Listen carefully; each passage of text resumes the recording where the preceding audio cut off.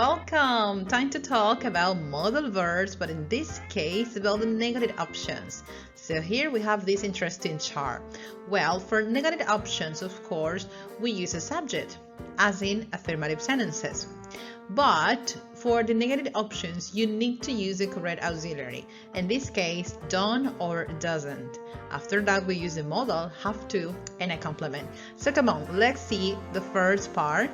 And it is affirmative sentences. Subject. Could you see? We can use a pronoun or a noun. For example, I, you, we, they, he, she, it. It's up to you. But if you use I, you, we, they, please use the correct form. Have to. I have to do homework. You have to go to Mexico. They've got to study tonight. Oh, right. We have to study tonight. But for he, she, it, we use has to, right? He has to do the laundry. She has to be ready. It has to do it tomorrow. All right? So, has to. Remember when to use have to and when to use has to. Well, so we have the subject, the modal verb have to or has to, and finally a complement. Now let's go to the negative options. For the negative options, first of all, we use the subject. Of course, one more time, you have a pronoun, I, you, we, he, she, it, or you can use a noun. And then, well, we need the auxiliary for the negative option. In this case, this is present simple. So you have done or doesn't. For example, I don't, you don't, we don't, they don't. And for he, she, it, we have doesn't. He doesn't, she doesn't, it doesn't, my mom doesn't, Carolina doesn't, Jimmy doesn't, right? The negative option for these pronouns, he, she, it, or for a singular noun.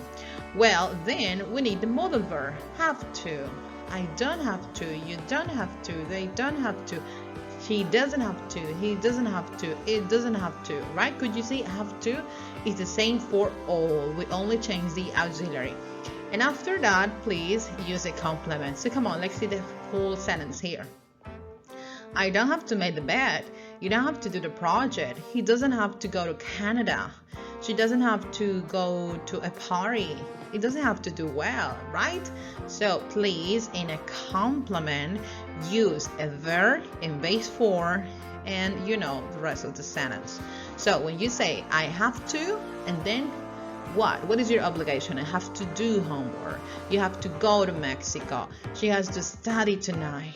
And if it is not an obligation, well, we say don't have to or doesn't have to. I don't have to what? I don't have to make the bed. She doesn't have to go to Canada. We don't have to have a party, right? So after have to, please put the obligation, say your obligation. This activity you have to do or you don't have to do.